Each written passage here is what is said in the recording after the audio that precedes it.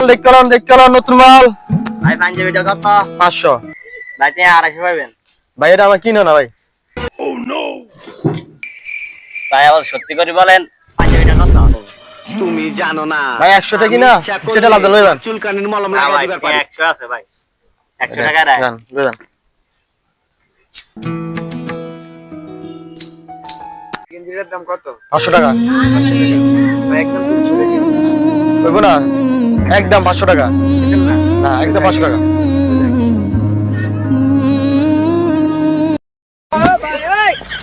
কি রে কই যাস যাইতাছি ঈদে মার্কেট করনের লাই। তাহলে প্যান্টের এই অবস্থা কেন?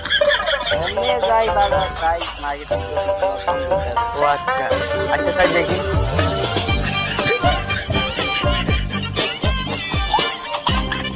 ভাই গেঞ্জির যে কত? 500 টাকা একদম কোনো মূল্য নেই ভাই টিয়া 200 দিয়াম।